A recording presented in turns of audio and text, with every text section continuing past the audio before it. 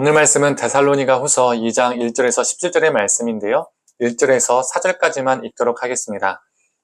형제들아, 우리가 너희에게 구하는 것은 우리 주 예수 그리스도의 강림하심과 우리가 그 앞에 모임에 관하여 영으로나 또는 말로나 또는 우리에게서 받았다 하는 편지로나 주의 날이 이르렀다고 해서 쉽게 마음이 흔들리거나 두려워하거나 하지 말아야 한다는 것이라. 누가 어떻게 하여도 너희가 미혹되지 말라.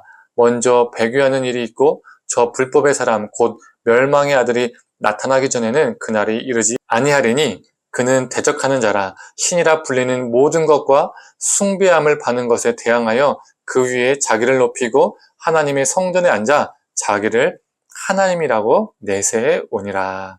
아멘. 아침 묵상을 들으시는 모든 성도님들에게 하나님의 은혜가 있기를 간절히 원합니다. 오늘 본문을 보면 이 데살로니가 교회에 등장한 이단이 있었음을 알 수가 있죠. 이들은 주로 예수님의 재림에 관련된 이단이었습니다. 2절을 보면 이들은 자기가 하나님의 영을 받아서 또 자기가 하나님의 말씀을 받아서 또는 자기가 바울에게 편지를 받아서 하는 말이라고 주장하면서 거짓을 말하는 사람들이었습니다. 실제로는 하나님의 영이 아니라 거짓 영이었죠. 하나님의 말씀이 아니라 자기들의 거짓말이었습니다. 바울에게 받은 편지가 아니라 바울을 사칭하는 것이었습니다. 이런 식으로 말해야 사람들이 자신의 말에 귀 기울이는 겁니다. 자신의 말에 권위가 생기고 사람들이 믿을 것이라는 계산 때문에 그렇게 했던 것이죠. 이들은 거짓 재림, 거짓 종말을 가르쳤습니다. 그 거짓의 내용은 주님의 날이 이미 벌써 왔다는 주장이었습니다. 그러나 그 재림의 날을 우리가 언제인지 알 수 있습니까? 알 수 없습니다. 그런데 그들은 이미 왔다라고 주장했던 겁니다. 데살로니가 성도들은 고난과 핍박 가운데 살았기 때문에 그들에게 절실했던 것은 주님의 재림이었습니다. 너무 힘드니까 주님이 다시 오시면 이 모든 고난이 끝나리라라고 믿었던 것이죠. 그래서 주님이 다시 오시기를 정말 간절히 기다리고 소망했습니다. 그래서 데살로니가 성도들은 임박한 종말을 기대하고 믿었습니다. 이런 데살로니가 성도들의 힘들고 간절한 상황을 알고 이단들이 그 틈을 파고든 거죠. 바울은 불법의 사람, 멸망의 아들, 즉 자신을 하나님이라 내세우며 하나님을 대적하는 자가 나타나기 전까지는 종말에 이르지 않는다라고 강조합니다. 오늘날에도 자신이 구세주다, 자신이 재림해주다, 이렇게 이상한 소리를 하고 다니는 이단들이 있습니다.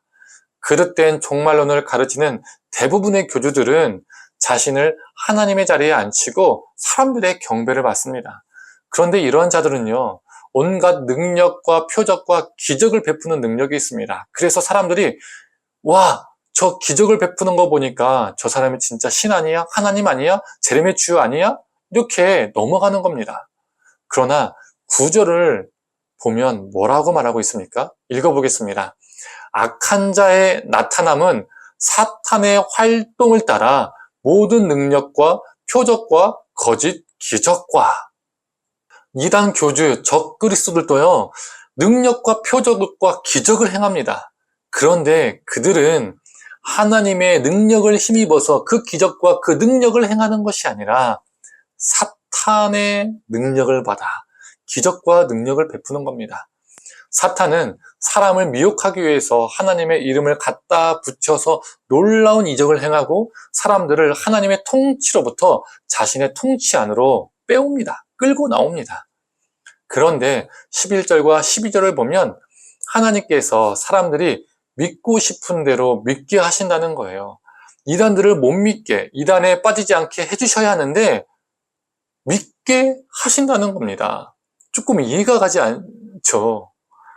11절과 12절 말씀을 제가 한번 읽어보겠습니다.